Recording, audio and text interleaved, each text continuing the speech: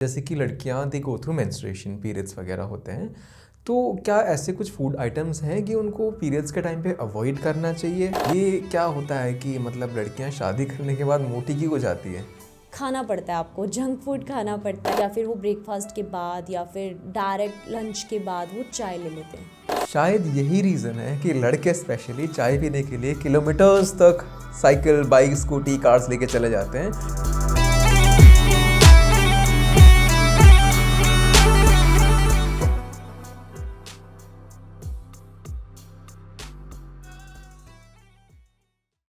हाँ तान्या जी, कैसी हैं आप? हाय, मैं बिल्कुल ठीक हूँ। आप कैसे माने? मैं बहुत बढ़िया, thanks for asking. Quick on to the first question. तो एक न्यूट्रिशनिस्ट और डाइटिशियन में डिफरेंस क्या है? जैसे कि मुझे पता है कि आप एक डाइटिशियन हैं, लेकिन कभी कभार लोग आपको न्यूट्रिशनिस्ट भी बोल देते होंगे, तो इनमें फ़र्क कुछ होता है या फिर मैं आपको कुछ भी बुला सकता हूँ? एक न्यूट्रिशनिस्ट भी बुला सकता हूँ और डाइटिशियन भी बुला सकता हूँ। सो जो न्यूट्रिशनिस्ट होते हैं Manas, so basically like maybe they are diploma holders और maybe like they have completed their studies in sports nutritionist, या फिर हो सकता है कि उन्होंने क्लिनिकल में खुद से पढ़ा हो, या फिर ये भी हो सकता है कि अगर आपने खुद से कोई चीज़ें एक्सप्लोर करी हैं, मान लीजिए आपने खुद की बुक्स ली हैं, या फिर आपने गूगल से, या फिर आपने इतना ज़्यादा खुद की फ़िटनेस जर्नी आपने करी है। जैसे कि आपने इंस्टाग्राम पे भी आजकल बहुत सारे इन्फ्लुएंसर्स ऐसे देखे होंगे जिन्होंने खुद को फ़ैट लॉस किया है खुद का, ठीक है, या फिर उन्होंने लोगों को हेल्प किया है फ़ैट लॉस करने में खुद की नॉलेज से। सो दे कैन ऑल्सो दे से कि वो न्यूट्रिशनिस्ट हैं, ठीक है, क्योंकि उन्हें न्यूट्रिशन की नॉलेज है, ठीक है। एंड बट जो डाइटिशियंस होते हैं वो कहीं ना कहीं एक तरीके से रजिस्टर्ड डाइटिशियंस होते हैं। They have given exam RD का, या फिर उन्होंने हो सकता है कि न्यूट्रिशन में मास्टर्स किया हो, बैचलर्स डिग्री किया हो, तो वो क्लिनिकल में काम करके आते हैं, हॉस्पिटल्स में काम करके आते हैं, ट्रेन डाइटिशियंस होते हैं जो कि डिजीज़ मैनेजमेंट में काम करते हैं, फ़ैट लॉस में आपको हेल्प करते हैं। So that's the difference. And nutritionist जो टर्म हम यूज़ करते हैं वो सिमिलर है डॉक्टर की तरह। डॉक्टर मे बी हो सकता है कि फार्मासिस्ट है, डॉक्टर हो सकता है मे बी गायनेक है, या फिर फिजिशियन है, बट टर्म जो यूज़ हो रही है वो डॉक्टर टर्म यूज़ हो रही है। सो सेम एज न्यूट्रिशनिस्ट हो सकता है कि वो स्पोर्ट्स न्यूट्रिशनिस्ट हो सकता है उसने क्लिनिकल में काम किया हो, या फिर हो सकता है उसने खुद से इतना ज़्यादा एक्सप्लोर किया है और खुद को फैट लॉस जर्नी उसने की है अपनी, तो that's why he is a nutritionist. तो ये फ़र्क है दोनों में। तो इनके काम में कोई फ़र्क आता है क्या? ऐसे ऐसा होता है क्या कि एक ज़्यादा एजुकेटेड है या फिर एक को ज़्यादा नॉलेज है और दूसरे को नहीं है, या फिर एक के पास जाने में ज़्यादा सेफ है कि भाई उसको सब कुछ पता है और दूसरे में थोड़ा बहुत रिस्क है, थोड़ा सड़क छाप डॉक्टर्स हम बोलते हैं कि शायद दूसरा ऐसा हो सकता है? कोई फ़र्क आता है फिर दोनों इक्वल रिजल्ट हमें दे सकता है? नो, फ़र्क का आई कांट से कि एक को कम नॉलेज है या फिर एक को ज़्यादा नॉलेज है। It's totally depend on the experience and it's also depend on their knowledge. So ऐसा होता है कि जो डाइटिशियंस होते हैं, mostly of dieticians work in hospital line, so they have more clinical experience on the disease management and everything. But जो nutritionist होते हैं वो मोस्टली ऑफ वेट लॉस के साथ में या फिर वेट मैनेजमेंट के साथ में वर्क करते हैं, या फिर स्पोर्ट्स न्यूट्रिशन के साथ में वर्क करते हैं। So they also have a good experience, लेकिन उनका थोड़ा सा चेंजेस आ जाता है। वो थोड़ा सा स्पोर्ट्स न्यूट्रिशन और वेट मैनेजमेंट लाइन में ज़्यादा होते हैं as compared to the dieticians. Correct, so that's a difference.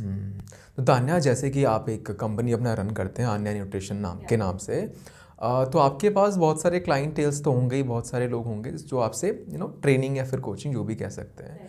तो इंडिया एक ऐसी कंट्री है जो कि सबसे ज़्यादा लड़ रही है ओबेसिटी के साथ, मोटापे के साथ। तो मेरा सवाल ये है, आपका इनफ एक्सपीरियंस है तो मैं ये जानना चाहता हूँ कि ऐसी क्या चीज़ है जिसके वजह से इतने सारे लोग यार मोटे हैं? मतलब क्यों ये लोग पतले नहीं हो पा रहे हैं? ऐसा क्या है? Okay, so Manas, there are many reasons जिसकी वजह से लोग जो हैं फ़ैट इश्यूज़ काफ़ी फेस कर रहे हैं। सो जो मेरे को मेन फैक्टर्स लगते हैं, सबसे बड़ा इज़ लाइफस्टाइल। आजकल लोगों का लाइफस्टाइल इतना ज़्यादा बिजी हो गया है, इतना ज़्यादा ख़राब हो गया है, like they are not focusing on what they are eating, या फिर उनके पास टाइम नहीं है, दे आर स्किपिंग मील्स, या फिर उनका वर्क शेड्यूल, या फिर उनकी सोशल लाइफ ऐसी है जहाँ पे उनको ड्रिंक्स करना पड़ रहा है हर हफ्ते, या फिर उनको सोशल गैदरिंग्स में बहुत ज़्यादा टाइम स्पेंड करना पड़ रहा है, वो कुछ भी बाहर का खा रहे हैं, अपने न्यूट्रिशन पे ध्यान नहीं दे रहे हैं, एंड वर्कआउट करने का उनके पास टाइम नहीं है। तो एक सबसे बड़ा रीज़न है उनका लाइफस्टाइल। सेकंड रीज़न है मेंटल स्ट्रेस। आजकल लोगों का स्ट्रेस इतना ज़्यादा हाई हो गया है जिसकी वजह से उनकी बॉडी में जो हॉर्मोन्स हैं वो बहुत ज़्यादा डिसबैलेंस हो रहे हैं, और उसके कारण उनको फैट इशू बहुत ज़्यादा फेस करना पड़ रहा है। एंड थर्ड जो हम लेते हैं वो हमारा फैक्टर होता है जेनेटिक। हमारा फैक्टर वो भी एक बहुत बड़ा फैक्टर है जेनेटिक, जिसकी वजह से फैमिलीज़ में जो है फ़ैट इशू, ओबेसिटी इशू चलता आ रहा है। एंड अभी वो बच्चों में भी वो चीज़ देखने को मिल रही है और वो ज़्यादा बढ़ गई है because of the like next two factors जो हमारे पहले के जो फैक्टर्स हैं, जैसे कि environment issues and the second is mental stress. तो वो हमारे जेनेटिक्स को और भी ज़्यादा इफेक्ट कर रही है। True true true. ऐसा लोग ना हमेशा क्विक हैक ढूंढते रहते हैं कि यार फैट लॉस करने के लिए कुछ आसान मिल जाए। स्पेशली घर में जो हमारी माएँ और बहनें होती हैं ना, वो काफ़ी रील्स एंड वीडियोस वगैरह देखती रहती है। उनको ना काफ़ी नुस्खे मिलते रहते हैं कि यार सुबह उठ के ये पानी वो पानी करके पी लो, आपका फैट लॉस हो जाएगा। तो बीइंग अ प्रोफेशनल मैं आपसे ये कंफर्म करना चाहता हूँ कि क्या ऐसा कुछ होता है कि इसका ड्रिंक बना के पी लो, उसका ड्रिंक बना के पी लो और फैट लॉस हो जाता है? क्या सच में कोई ऐसे क्विक हैक होता है? No, there is no quick hack जो कि आपको एक सक्सेसफुल फैट लॉस दे देगा। They are like temporary things. आपको वो हो सकता है कि आप किसी डाइटिशियन या किसी न्यूट्रिशनिस्ट के पास में जा रहे हो और वो आपको कोई भी वेट लॉस ड्रिंक दे रहा है, या फिर वो आपको क्लेम कर रहा है कि वो आपका 7 to 10 kgs वो आपका 1 month में लूज़ करवा देगा, बट वो चीज़ पॉसिबल नहीं है। और अगर वो चीज़ आप पॉसिबल कर भी रहे हो, मान लो कि आपका उस न्यूट्रिशनिस्ट ने आपको बहुत ज़्यादा कैलोरीज डेफिशिएंट पे डाल दिया है, या फिर आपको उसने कोई भी मेडिसिन या फिर कोई भी आपने उसको कोई ड्रिंक्स दे दिए हैं, राइट। सो उससे आपका मे बी आपका वाटर वेट चला जाए, बट इन फ्यूचर वो वाटर वेट आपका बाउंस बैक होगा और वो आपके मेटाबॉलिज्म को ख़राब कर देगा। और तो उसको एक हम तरीके से टेम्परेरी फ़ैट लॉस हम बोल सकते हैं, बट वो आपका टेम्परेरी फ़ैट लॉस जब आपका इन फ्यूचर बाउंस बैक होगा तो वो और भी ज़्यादा होगा, एंड वो आपका सक्सेसफुल फ़ैट लॉस नहीं है। तो कोई भी ऐसा टेम्परेरी हैक आप मत करो जिससे कि आपकी बॉडी ख़राब हो जाए। You just need to focus on your like being healthy. सिर्फ fat loss is not a goal, आपको हेल्दी होना है। आपकी बॉडी में से मसल्स वेट नहीं जाना चाहिए, फैट वेट जाना चाहिए। हमें काफ़ी फैक्टर्स पे है जो हमें ध्यान देना पड़ता है। और जो दूसरी चीज़ आपने कही ना कि शुरू में वाटर वेट जाता है, तो कहीं ना लोग फोकस करते हैं मेनली वेट के ऊपर कि स्केल में कितना वेट दिख रहा है। तो वो जो वेट जा रहा है वो वाटर से भी जा सकता है, मसल से भी जा सकता है और फैट से भी जा सकता है। तो मुझे लगता है कि शायद हर वेट लॉस में जो गोल होना चाहिए वो ये होना चाहिए कि जो वेट जा रहा है वो फैट से जाना चाहिए। Correct me if I am wrong. But ये जो क्रैश डाइट्स वगैरह करवाते हैं, ये ड्रिंक वो ड्रिंक करवा देते हैं, उनका खाना पीना इतना कम करवा देते हैं कि जो भी उनके स्केल में वेट का रिडक्शन दिख रहा है वो मुझे लगता है कहीं ना कहीं मसल लॉस हो जाने की वजह से या फिर वाटर का लॉस हो जाने की वजह से उनको वो लॉस दिख रहा है, बट एक्चुअली वो फैट का लॉस नहीं हुआ है। मे बी मुझे ऐसा लगता है। राइट मानस। तो बेसिकली मैंने भी ये चीज़ नोटिस करी है काफ़ी न्यूट्रिशनिस्ट के साथ में एंड काफ़ी डाइटिशियंस के साथ में। So what they are doing actually कि वो आपको क्लेम करते हैं कि आपका 5 से 7 किलो या फिर आपका हम बहुत जल्दी फ़ैट लॉस करवा देंगे, हम आपका वेट बहुत जल्दी कम करवा देंगे, और वो करवा भी देते हैं वेइंग स्केल पे। बट क्लाइंट को ये चीज़ पता नहीं चलती कि उनकी बॉडी में मसल्स वेट है वो चला गया है, बोन डेंसिटी है उसमें बहुत ज़्यादा दिक्कत आ जाएगी उनको, एंड उनकी बॉडी में से और भी न्यूट्रिशन की कमी आ जाएगी जिससे कि उनकी स्किन पेल होने लगेगी, हेयर लॉस होना लगेगा। सो बाद में ये फैक्टर्स आने स्टार्ट होते हैं जब वो वेट लॉस ऑलरेडी कर चुके होते हैं। सो मेनली हमें सिर्फ और सिर्फ वेट लॉस पे ध्यान नहीं देना होता, हमें हमारी बॉडी में से जो फैट स्टोर है उसको हटाना है। जो हमारी बॉडी में फ़ैट लॉस है वो हमें करना है, और उसको करने के लिए हमें एक प्रॉपर कैलोरीज इनटेक जो हमें रिक्वायर्ड है, और उस कैलोरीज इनटेक के अंदर हमें हमारा न्यूट्रिशन जो हमारी बॉडी को रिक्वायर्ड है, just like protein and other things like fibres, carbohydrates, right amount of fats and vitamins and minerals, ये सारी चीज़ें उन कैलोरीज में आनी चाहिए ताकि हमारी बॉडी में बिल्कुल भी कमी ना हो किसी भी न्यूट्रिशन की, हमारी बॉडी से मसल्स वेट ना जाए, हमारी बॉडी से बोन डेंसिटी हमारी बनी रहे, एंड हमारी स्किन पेल ना हो, हमें हेयर लॉस ना हो। तो ये सारे फैक्टर्स पे हमें ध्यान देना बहुत ज़्यादा ज़रूरी होता है। तो आपने कहा कि राइट अमाउंट ऑफ न्यूट्रिशन या फिर न्यूट्रिएंट्स मिलना चाहिए, लेकिन फिर वो चीज़ से तो ये मैच नहीं कर रहा है, क्योंकि कुछ लोगों को मैंने देखा है कि फ़ैट लॉस करने के लिए वो खाना पीना बंद कर देते हैं, लेकिन आप कह रहे हैं कि भाई न्यूट्रिशन चाहिए, फैट लॉस के अकॉर्डिंग तो जितना मुझे पता है, जितना आपने ही मुझे बोला कि फैट लॉस के लिए तो आपको कैलोरीज कम लेनी होती है। एट द अदर एंड आप ये भी कह रहे हैं कि आपको न्यूट्रिशन चाहिए, तो कुछ मैच नहीं कर रहा है, यानी आपको खाना खाना है या नहीं खाना है। Okay, so Manas, basically when we are going on a calories deficient, that doesn't mean कि आपको अपना खाना हटा देना है. You can still eat. आप ज़्यादा इवन आप फील करोगे कि जब आप सही चीज़ें खा रहे हो तो आप अपना पेट भर के खा रहे हो, आप ज़्यादा खा रहे हो as compared to the other days, but आपको स्टिल वो जो न्यूट्रिशन मिल रहा है वो बिल्कुल सही न्यूट्रिशन मिल रहा है. आपका फैट लॉस हो रहा है बॉडी में से, आपको लाइट फील हो रहा है, हल्का फील हो रहा है.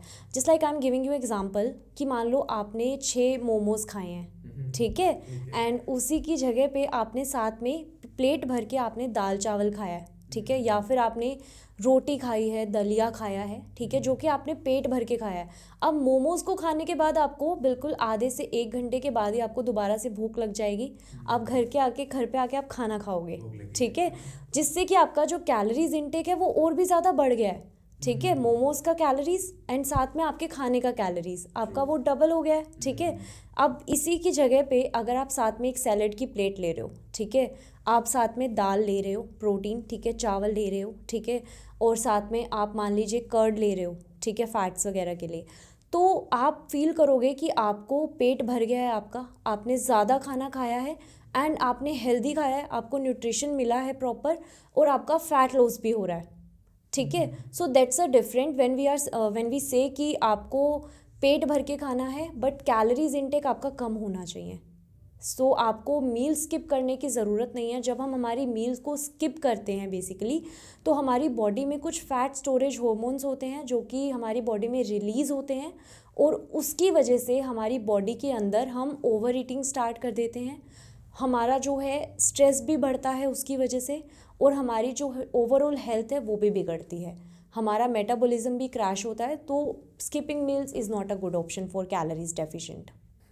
तो जो लोग समझते हैं ना कि भाई खाना कम खाकर हमने कैलोरीज बचा ली, यानी बॉडी में नहीं डाली, बट बॉडी फैट स्टोरेज में चली जाती है, उल्टा फैट स्टोर करने लग जाती है. राइट. सो बेसिकली मानस, जब हमारी बॉडी हम कैलोरीज डेफिशिएंट में हम हमारी मील्स को स्किप कर देते हैं, इमेजिन, तो उस टाइम पे क्या होता है कि हम पूरे दिन की भाग दौड़ में से हम अपना खाना नहीं खा रहे हैं, हमारी बॉडी को फ्यूल नहीं मिला है, ठीक है, काम करने के लिए. और उसके बाद में जब हम खाना खाने बैठते हैं तो हमारा जो माइंड होता है वो हमें एक तरीके से डिमांड करता है बॉडी में, और हम ओवर ईटिंग कर लेते हैं उस टाइम पे. और उस टाइम पे हम इतना ज़्यादा बल्क में खाना खाते हैं और हमारी हैबिट्स भी इतनी बदल जाती हैं, बिगड़ती हैं हमारी, जिससे कि हमारा जो वो ओवर ईटिंग है उसकी वजह से हमारा फैट और भी ज़्यादा बढ़ जाता है. इससे बेटर होता कि थोड़ा बहुत खा ही लिया होता. राइट. पूरे दिन में अगर हमने राइट अमाउंट में कुछ ना कुछ हर 2 घंटे में थोड़ा खाया होता जिसकी कैलोरीज कम है, तो वो एक सही तरीका है फैट लॉस करने का. आपकी बॉडी को फ्यूल की ज़रूरत है पूरे दिन काम करने के लिए. अगर आप फ्यूल उसे नहीं मिलेगा तो हमारी बॉडी ठीक से काम नहीं कर पाएगी, और हम जब हमारा नॉर्मल खाना खाने लगेंगे तो उस टाइम पे हम ओवर ईटिंग कर लेंगे, और वो हमारे फैट लॉस के लिए अच्छा नहीं है. Make sense. अच्छा, मुझे एक बात बताओ ना, जैसे कि लड़कियां दे गो थ्रू मेंस्ट्रुएशन, पीरियड्स वगैरह होते हैं, तो क्या ऐसे कुछ फूड आइटम्स हैं कि उनको पीरियड्स के टाइम पे अवॉइड करना चाहिए, या फिर कुछ ऐसे फूड आइटम्स हैं जो कि उनको पीरियड्स के टाइम पे खाना चाहिए? ऐसा कुछ है, ऐसा कुछ कॉन्सेप्ट? राइट. सो बेसिकली मानस, क्या होता है कि हमारी जब जिस टाइम पे लड़कियां पीरियड्स के टाइम पे होती हैं, सो हमारे एक फैक्टर हम बहुत ज़्यादा फेस करते हैं, एक प्रॉब्लम, जो कि हमारा सिम्टम होता है क्रेविंग्स का.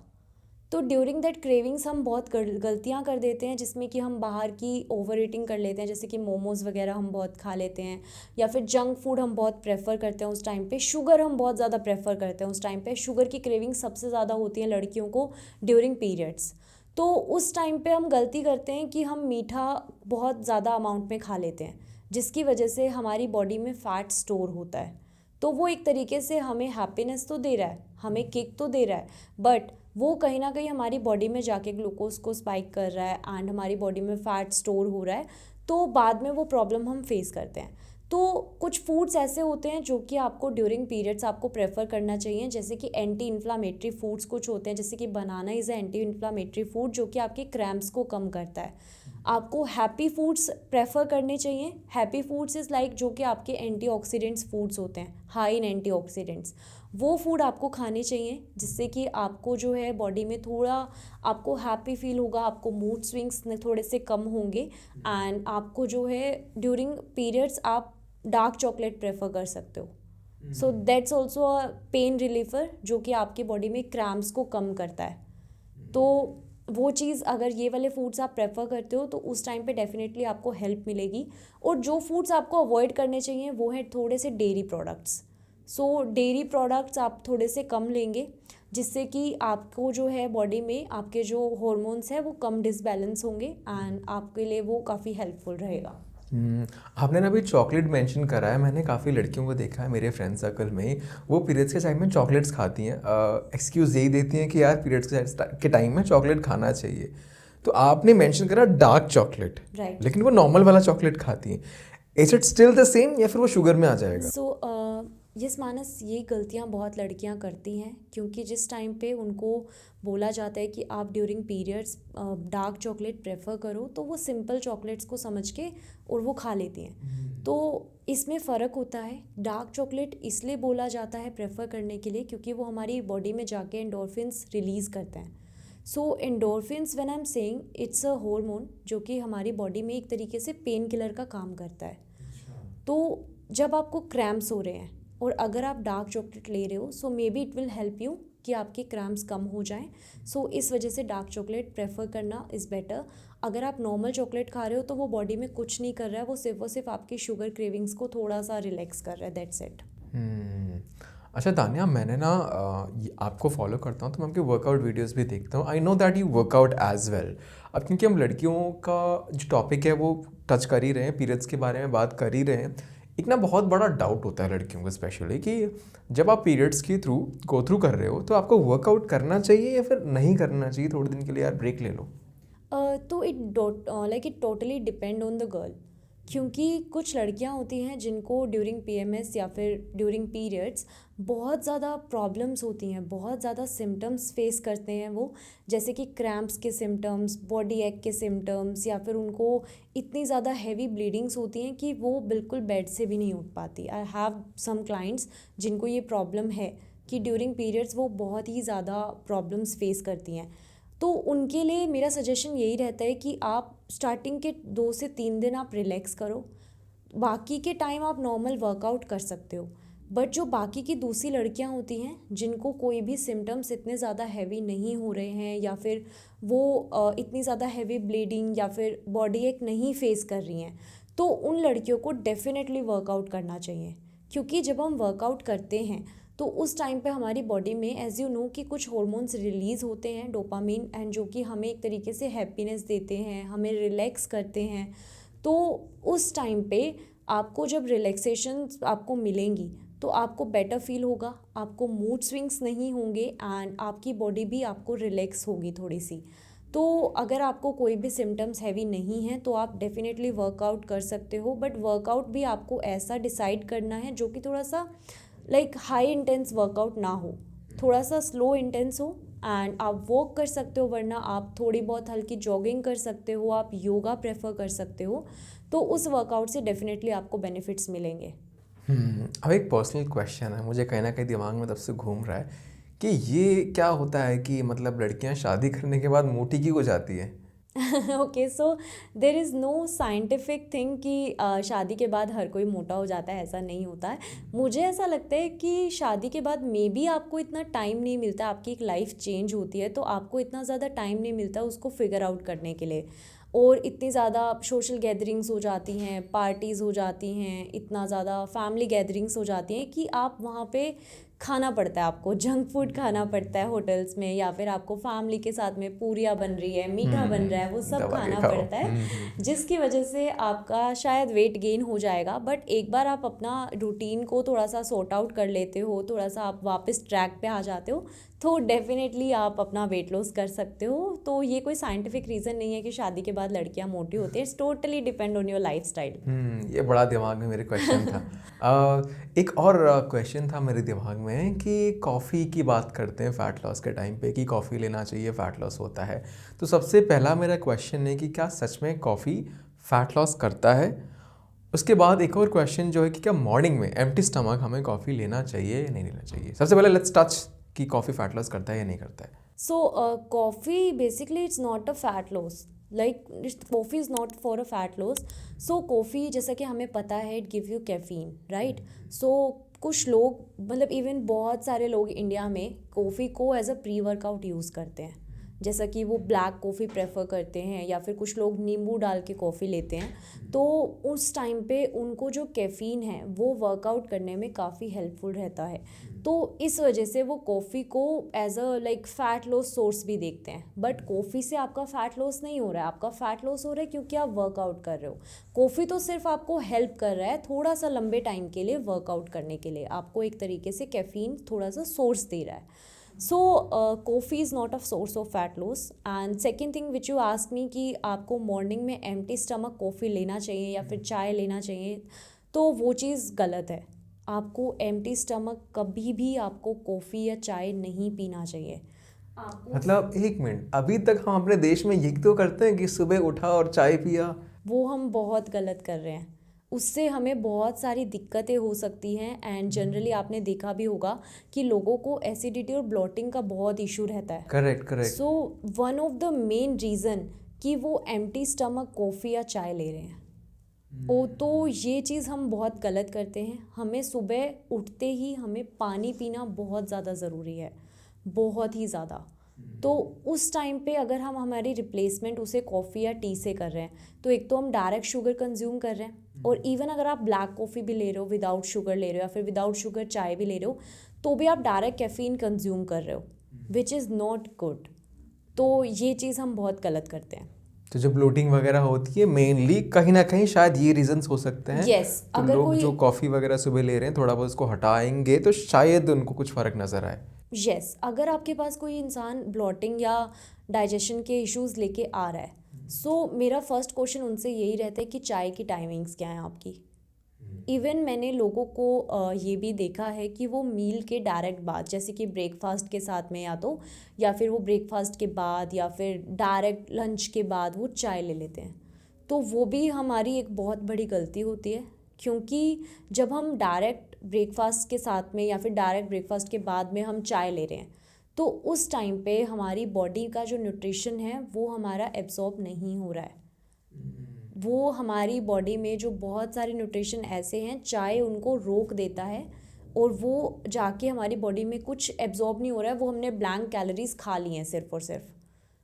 तो वो बहुत गलत चीज़ है। वो आयरन को एब्जॉर्ब नहीं होने देगा, वो फोलेट को एब्जॉर्ब नहीं होने देगा, तो वो चीज़ हम गलत करते हैं। अगर आप चाय ले रहे हो और आपको ब्लॉटिंग इश्यूज़ हो रहे हैं, आपको दूसरे इश्यूज़ हो रहे हैं, तो उसका रीज़न यही है कि आप कहीं ना कहीं आपकी चाय की टाइमिंग्स या फिर आपका जो भी आप कैफ़ीन इनटेक वगैरह है वो आपका गलत है डेली रूटीन में। तो तान्या, जब लोग नॉर्मली फ़ैट लॉस पे जाते हैं उनका एक ये भी मैंने पॉइंट सुना है कि यार इतना पैसा कौन लगाएगा, खाने पीने में तो इतना लगता है।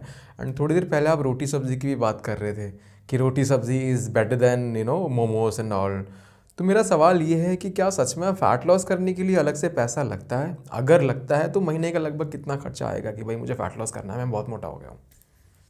मानस, मेरे को लगता है कि लोगों का ना माइंड में एक बहुत ज़्यादा मिथ बन गया है कि जब आप किसी फ़ैट लॉस जर्नी के लिए जा रहे हो तो उस टाइम पे आपके पास बहुत ज़्यादा जिम की फ़ीस होनी चाहिए, आपके पास लाइक पर्सनल डाइटिशियन हायर करने के लिए पैसा होना चाहिए, या फिर आपको कोच हायर करना पड़ेगा खुद के लिए, तो उसमें बहुत ज़्यादा पैसा जाएगा।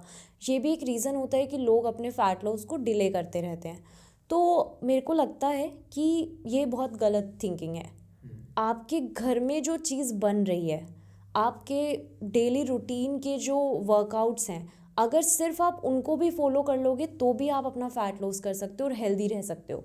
जस्ट लाइक इमेजिन कि हम डेली रूटीन में अगर हम एक टाइम पे बाहर का खाना खा रहे हैं या फिर हम कॉर्पोरेट जॉब कर रहे हैं और हम वहाँ पे कैंटीन में डेली का कुछ ना कुछ स्पेंड कर रहे हैं 200-300 रुपये का, ठीक है, और सेम अगर हम उसको खाना छोड़ दें ठीक है, और हम सिर्फ घर का खाना खाएं जो हमारी मम्मा ने बनाया है, हम उनको बताएं कि हमें राइट अमाउंट में दाल खानी है, या फिर हमें आज चावल खाना है, या फिर हमें रोटी खानी है, तो वो सेम आपके घर में डेली बन रहा है।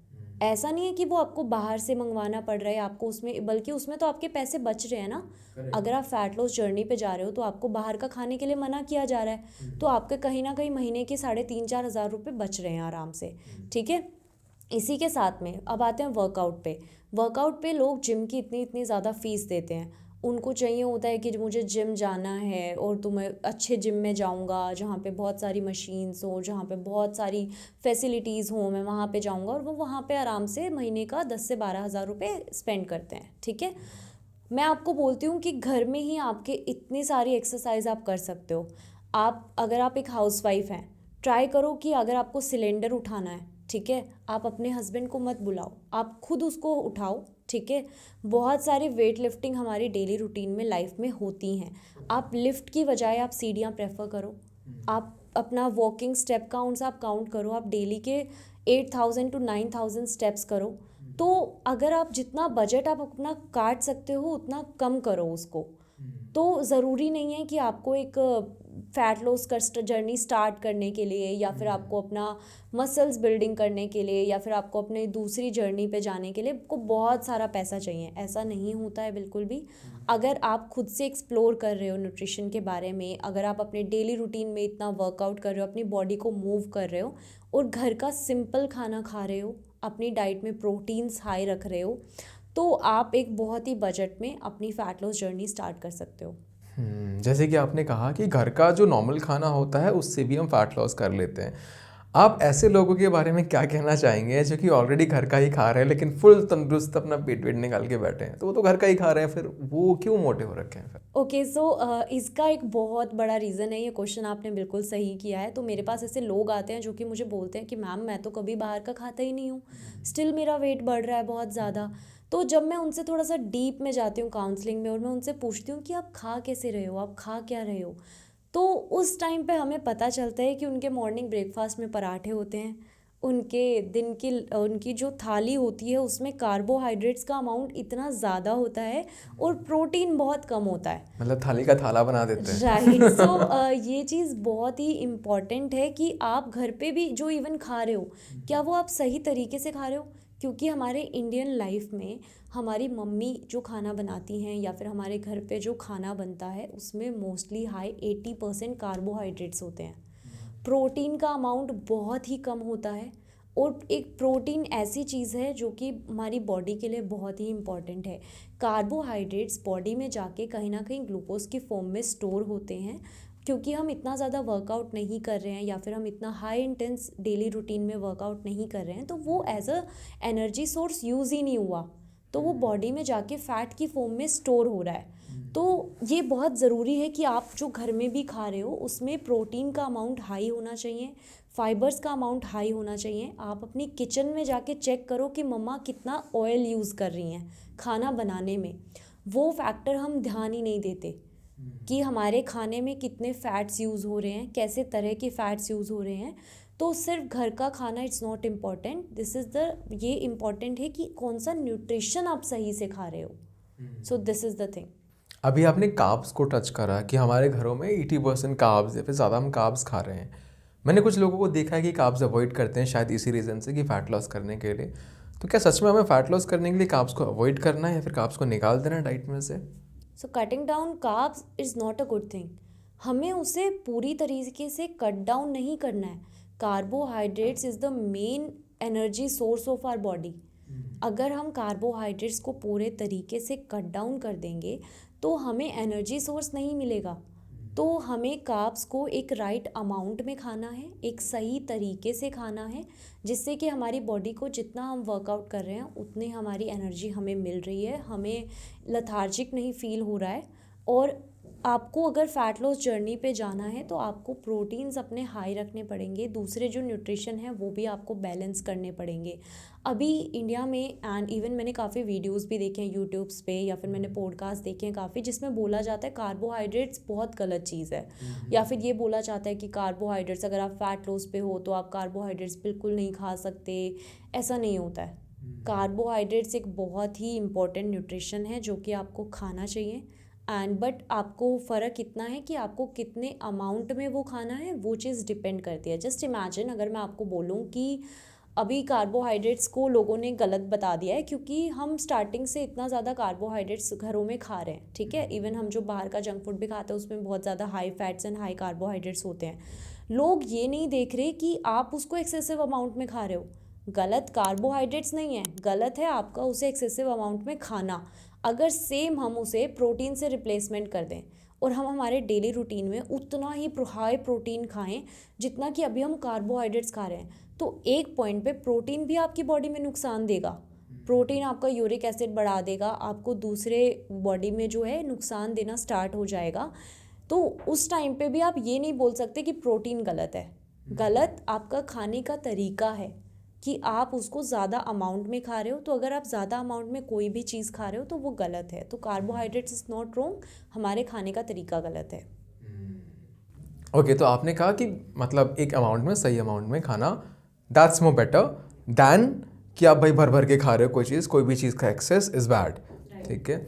क्विक ऑन हम डायबिटीज़ थोड़ा सा टच करना चाहेंगे। डायबिटीज़ में बोलते हैं कि राइस या रोटी नहीं खाना चाहिए, तो क्या इस केस में भी सेम चीज़ अप्लाई होगा कि राइस या रोटी को हम एक क्वांटिटी में खा सकते हैं या फिर खाना ही नहीं चाहिए? मानस, जो हमारे रोटी और चावल होते हैं वो हमारे कॉम्प्लेक्स कार्ब्स होते हैं। हम गलती ये करते हैं कि हम बचपन से रोटी और चावल, ये एक ऐसी चीज़ है जो हमारे घरों में बनती ही बनती है इंडिया में। इसको हम इतना ज़्यादा एक्सेसिव अमाउंट में खाते हैं कि वो कार्बोहाइड्रेट जाके हमारी बॉडी में फ़ैट स्टोरेज में हो जाते हैं, ठीक है। गलत रोटी या चावल नहीं है, जैसा कि मैंने अपने पहले उसमें भी बोला। तो अगर हम उसे एक नॉर्मल अमाउंट में खा रहे हैं, even for a diabetic patient, एक हमारा राइट अमाउंट है जिसमें कि वो कार्बोहाइड्रेट्स ले सकते हैं। तो अगर वो रोटी और चावल खा रहे हैं तो वो गलत नहीं है, वो खा सकते हैं, बट एक राइट अमाउंट में। उन्हें कट डाउन करने की, कि उन्हें बिल्कुल हटाने की ज़रूरत नहीं है, वो इजीली उनको कंज्यूम कर सकते हैं।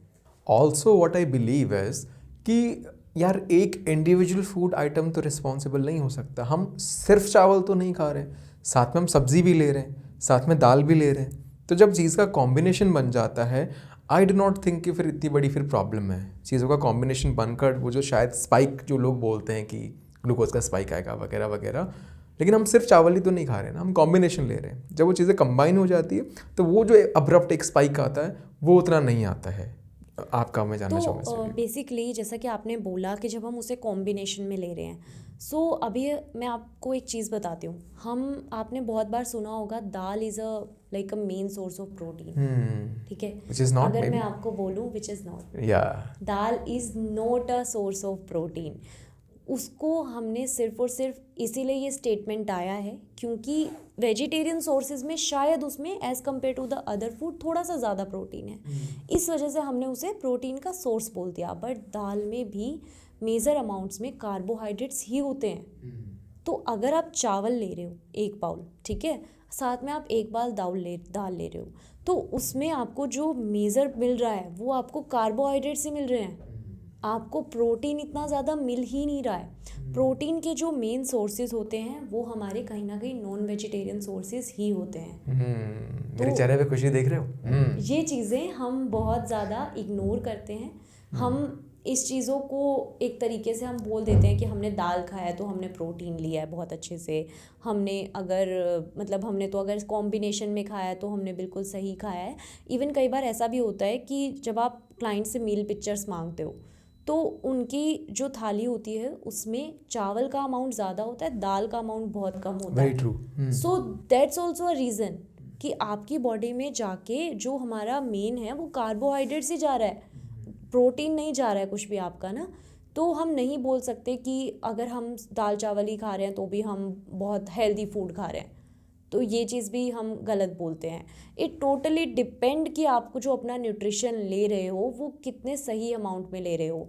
एक राइट ऑर्डर होता है खाने का, उस ऑर्डर को अगर हम गलत कर रहे हैं, अभी इंडिया में जो ऑर्डर चल रहा है वो चल रहा है कि कार्बोहाइड्रेट सबसे ज़्यादा हाई जाता है, बट ये चीज़ गलत है। कार्बोहाइड्रेट सबसे ज़्यादा हाई नहीं जाना चाहिए हमारी बॉडी में।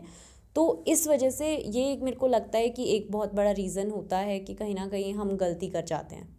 तानिया, काफ़ी लोग ना शुगर को रिप्लेस करके वो जैगरी लेते हैं, यानी गुड़ लेते हैं। उनका मानना है कि भाई शुगर मीठा होता है, जैगरी जो है शायद वो उतना ही मीठा है लेकिन कैलोरीज कम देता है या फिर ज़्यादा बॉडी के लिए सही होता है। तो मैं आपसे इस चीज़ को कंफर्म करना चाहता हूँ कि क्या सच में हम लोग शुगर को रिप्लेस करके जैगरी ले सकते हैं भर भर के? ये लंबे टाइम से चलता आ रहा है कि हमने लोगों को देखा है कि वो शुगर को रिप्लेस करके एंड वो जैगरी पे आ जाते हैं। इवन मैंने डायबिटिक पेशेंट्स को भी देखा है जो कि बोलते हैं कि हम चाय पीते हैं और उसमें हम जैगरी यूज़ करते हैं तो हम कहीं ना कहीं सही कर रहे हैं, बट वो चीज़ बहुत गलत है। आप मीठा ही खा रहे हो, जैगरी जो है वो मीठा ही है। वो basically so jaggery contains 85 to 90% sucrose and sucrose is a chemical name of sweet. तो वो मीठा ही है और वो आपको कहीं ना कहीं उतना ही बॉडी में जितना शुगर स्पाइक दे रहा है उतना ग्लूकोज का वो उतना आपको सेम इंसुलिन स्पाइक दे रहा है। ठीक है, तो वो दोनों में कोई फ़र्क नहीं है, सिर्फ हल्का सा फ़र्क है कि जो जैगरी होती है उसमें कुछ थोड़े बहुत न्यूट्रिशंस होते हैं as compared to the direct sugar. ये क्लियर करना बहुत ज़्यादा ज़रूरी था क्योंकि मेरी मम्मी खुद पता नहीं कहाँ से कौन से आंटी से सुन के आती हैं, मस्त अपना जैगरी दबा दबा के खा रही हैं। Me being a fitness coach, मैंने कहा मम्मी ऐसा नहीं होता है। उन्होंने मुझे ज्ञान पढ़ा दिया कि नहीं, आंटी ने कहा है कि भाई आपको डायबिटीज़ है तो आप चीनी की जगह पे जैगरी खा सकते हो, और भाई साहब भर भर के जैगरी खा रही हैं। ये चीज़ हम बहुत गलत करते हैं एंड इवन आप ये चीज़ नोटिस करना, आप उनको एक तरीके से मशीन दो, ठीक है, एंड आस्क कर कि जिस टाइम पे आप खा रहे हो अपना, ठीक है, आप एक काम करो, पहले आप थोड़ा सा मीठा खा लो, ठीक है, और उसके बाद में अपना ग्लूकोज लेवल बॉडी में चेक करो, ठीक है। सेम काम आप जैगरी खाने के बाद करो, आप उसमें नोटिस करोगे कि ज़्यादा फ़र्क नहीं है, सिर्फ पॉइंट्स का कुछ फ़र्क आएगा एंड वो बॉडी में सेम स्पाइक दे रहा है जो कि हमारा मीठा दे रहा है। ठीक है, तो ये चीज़ हम बहुत गलत करते हैं और मेरे को ऐसा लगता है कि ये लंबे टाइम से चलता आ रहा है कि गुड़ जो है एक बहुत अच्छी चीज़ है और जैगरी हमें इवन हम आपने देखा भी होगा हर फेस्टिवल पे या फिर इंडिया में हर मतलब घर में कुछ अच्छा भी होता है तो उस टाइम पे जैगरी खाया जाता है। तो जैगरी कहीं ना कहीं उसमें थोड़ा बहुत न्यूट्रिशन है as compared to the normal sugar, but वो शुगर का ही पार्ट है, वो मीठा ही है, उसकी कोई रिप्लेसमेंट नहीं की सकती। तानिया, ये आया कहाँ से होगा? मतलब ये शुरुआत कहाँ से हुई कि भाई जैगरी खा लो, गुड़ खा लो, ज़्यादा अच्छा है? Any idea about this? मुझे लगता है कि कुछ हमारे रिचुअल्स ऐसे रहे हैं जिसमें कि जैगरी का यूज़ होता है, मतलब कि काफ़ी पुराने टाइम से। तो इस वजह से आपने इवन सुना भी होगा जब हमारी बॉडी में आयरन की कमी होती है या फिर हमारे जब बॉडी में सांस की कोई दिक्कत होती है, कोई ब्रीदिंग प्रॉब्लम होती है, तो उस टाइम पे ये चीज़ कहा जाता है कि आप या तो गुड़ चना खाओ या फिर आप जो है नॉर्मल गुड़ खाओ तो आपकी सांस की प्रॉब्लम दूर होगी, या फिर अगर आप गुड़ चना खाओगे तो आपकी आयरन की प्रॉब्लम दूर होगी। ऐसा कोई भी साइंटिफिक प्रूफ नहीं है, कोई भी, कि गुड़ खाने से आपकी सांस की दिक्कत दूर हो रही है या फिर जब आप गुड़ चना खा रहे हो तो उस टाइम पे आपको कहीं ना कहीं बॉडी में, अगर आप as compared to the other foods, गुड़ चना आपका आयरन की कमी को पूरा कर देगा। तो वो कहीं ना कहीं कुछ अच्छे न्यूट्रिशन दे रहा है। आई एम नॉट सेइंग कि वो आपको बॉडी में अच्छे न्यूट्रिशन नहीं दे रहा है या फिर आपकी बॉडी में कुछ भी वो एक तरीके से हेल्प नहीं कर रहा है, ऐसा नहीं है, पर वो सिर्फ शुगर ही है। अगर आप उसको दूसरे फूड्स के कंपैरिजन में ला रहे हो और आप क्लेम कर रहे हो कि आपकी बॉडी में कहीं ना कहीं डिजीज़ मैनेजमेंट हो जाएगा या फिर बहुत सारी चीज़ें ठीक हो जाएंगी, तो वो चीज़ कहीं भी साइंटिफिक प्रूफ नहीं है। Alright, moving on to the next question. India में एक न्यूट्रिशनिस्ट या फिर डाइटिशियन, आई मीन मैं ये इसलिए पूछ रहा हूँ क्योंकि जो लोग they are looking forward to this career, nutritionist और एज अ डाइटिशियन, उनके लिए सवाल है कि इंडिया में एक न्यूट्रिशनिस्ट या फिर एक डाइटिशियन कितना कमा सकता है? आई मीन क्या पोटेंशियल है, एवरेज कितना कमाते हैं? ओके, सो ये क्वेश्चंस में से काफ़ी लोगों ने पूछा है इवन कि इसमें कितना स्कोप है या फिर इसमें कितना ज़्यादा पैसा है। तो अगर मैं बोलूँ, it's totally depend on experience and your knowledge. तो अगर मैं एक न्यूट्रिशनिस्ट का बोलूँ, मान लो उसको बहुत ही ज़्यादा एक्सपीरियंस है, वो बहुत ही अच्छा अपना उसने ब्रांड बिल्ड कर दिया है या फिर वो इन्फ्लुएंसिंग कर रहा है और उसके बहुत सारे कनेक्शन में लोग हैं, क्लाइंट्स हैं उसके, तो हो सकता है वो मंथ मतलब एनुअली वो 30 लाख कमा रहा है, 30 लाख के पैकेज में है, या फिर हो सकता है वो 10-12 लाख कमा रहा है, या फिर वो हो सकता है कि बहुत कम भी कमा रहा हो अगर उसके कॉन्टेक्ट्स नहीं हैं, या फिर उसका बिल्कुल भी मतलब स्टार्टिंग है, बहुत न्यू जर्नी है, तो वो हो सकता है कि वो साल का सिर्फ और सिर्फ 60 से 70 हज़ार ही कमा रहा हो। तो ये उनका मिनिमम एंड मैक्सिमम होता है। यहीं पे अगर हम एक डाइटिशियन की बात करें, सो डाइटिशियन की जो सबसे हाईएस्ट पोस्ट होती है वो होती है चीफ डाइटिशियन, जो कि हमारे क्लिनिकल लाइन में होती है, हमारे एक तरीके से हॉस्पिटल लाइन में होती है। तो उनके मैक्सिमम एंड मिनिमम पैकेज होते हैं अकॉर्डिंग टू द एक्सपीरियंस। तो हो सकता है कि जो उनका पैकेज है, उनकी स्टार्टिंग जो होती है वो हो सकता है 11 लाख से 12 लाख उनकी साल के एनुअली पैकेज हो, ठीक है। या फिर वो अगर बहुत ही एक्सपीरियंस है, उन्हें अच्छे 10-15 साल का एक्सपीरियंस है, या फिर उनका एक्सपीरियंस काफ़ी बढ़ गया है, तो ये पैकेज जो है उसी के अकॉर्डिंग बढ़ते रहते हैं। अगर आप एक हेल्थ केयर इंडस्ट्री में एज अ डाइटिशियन काम कर रहे हो, तो जो स्टार्टिंग सैलरीज होती हैं वो काफ़ी कम होती हैं as compared to the clinical one. तो वहाँ पे थोड़ा सा आपको स्ट्रगल करना पड़ता है, बट टाइम से जब आप अपना खुद का एक तरीके से एक्सपीरियंस ले लेते हो, तो मेरे को लगता है कि आप अच्छा खासा कमा सकते हो, स्कोप काफ़ी अच्छा है। तो तान्या, मैंने ना रिसेंटली इंटरनेट पे कहीं ना कहीं पढ़ा हुआ है, आई मीन देखा हुआ है कि कुछ लोग मानते हैं कि शुगर इज़ अ ड्रग। तो इस पे आपका क्या कहना है? ओके, सो मैंने भी देखा है इंटरनेट पे सेम चीज़, जहाँ पे लोगों ने ड्रग टर्म यूज़ करी है शुगर के लिए। तो हम ये टर्म यूज़ नहीं कर सकते शुगर के लिए कि शुगर जो है ड्रग है, आपको बहुत ही ज़्यादा आदत हो जाएगी उसकी, या फिर आपकी बॉडी में जाके वो इतना ज़्यादा नुकसान कर रहा है कि आप मर सकते हो। ऐसा कुछ नहीं होता है। शुगर जो है बेसिकली ख़राब चीज़ है। आई एम सेइंग दैट कि ख़राब चीज़ है, शुगर नहीं खानी चाहिए। एंड बट ऐसा नहीं है कि आप उसे छोड़ नहीं सकते। शुगर का मैं आपको एक बहुत एग्जांपल देती हूँ कि शुगर हमारी बॉडी में जाके हमें डोपामिन रश देता है। वी ऑल नो कि हमें शुगर खाने से बॉडी में डोपामिन रश मिल रहा है, जिसकी वजह से हमें लगता है कि एक तरीके से आदत हो जाती है शुगर खाने की, ठीक है।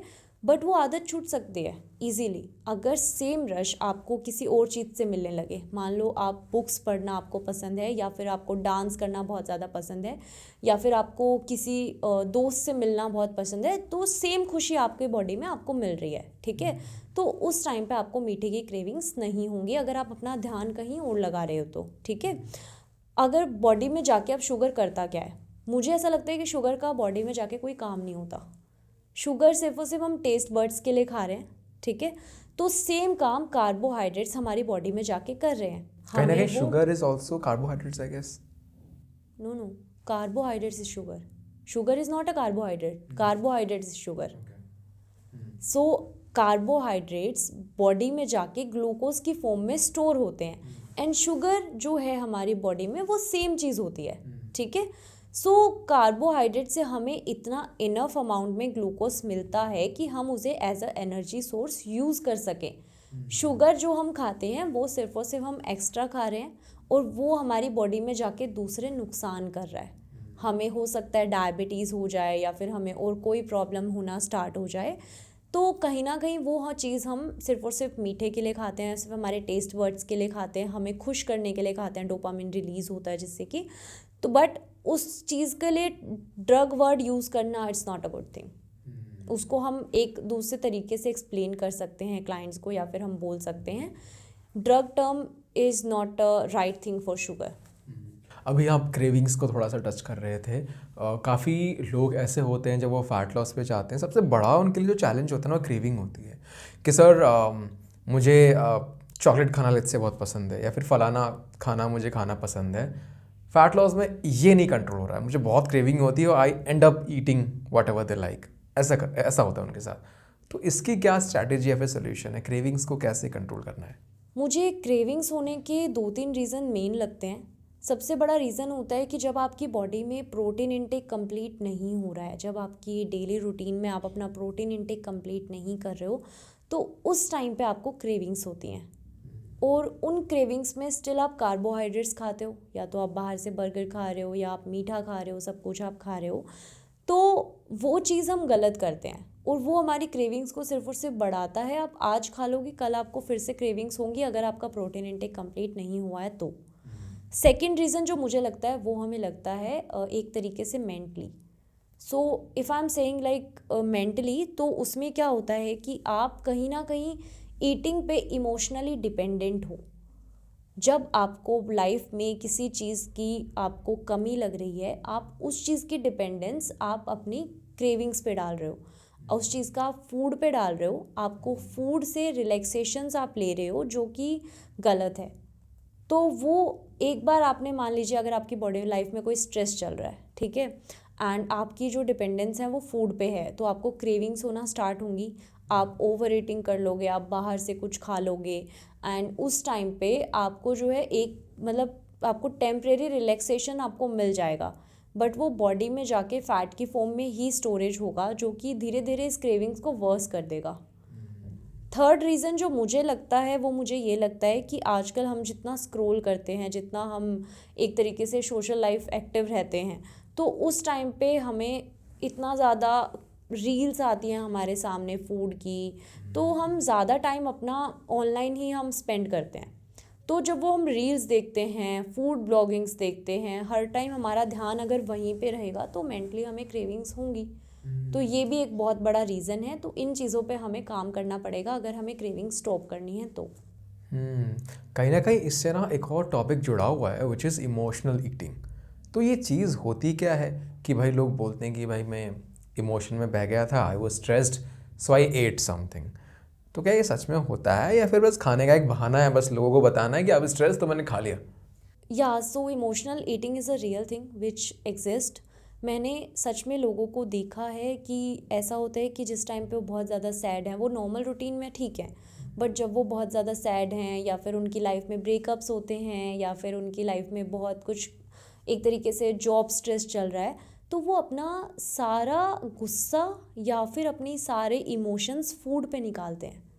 वो मीठा खाना उस टाइम पे प्रेफर करते हैं या फिर वो ओवर ईटिंग करते हैं। इवन आपने ये चीज़ भी सुनी होगी कि चाय इंडिया में कहीं ना कहीं एक बहुत बड़ा इमोशन है। जब आपने ये चीज़ देखा होगा कि लोग जब साथ में मिलते हैं या फिर अगर उन्हें चाय पीने का मन नहीं भी है, स्टिल अगर दोस्त आपस में मिल रहे हैं या फिर दोस्त साथ में बैठे हैं तो उन्हें चाय पीनी है नुक्कड़ पे जाके। तो वो हमारा कहीं ना कहीं इमोशनल डिपेंडेंट होते हैं हम उन चीज़ों पे। हमारे इमोशंस जो होते हैं वो हमने कहीं और से हटा के फूड पे डाल दिए। तो इमोशनल ईटिंग एग्जिस्ट करती है, बट उसको ख़त्म करने का एक बहुत ही आसान सा तरीका है। आपको अपना जो इमोशन है वो वहाँ से हटाने पड़ेंगे।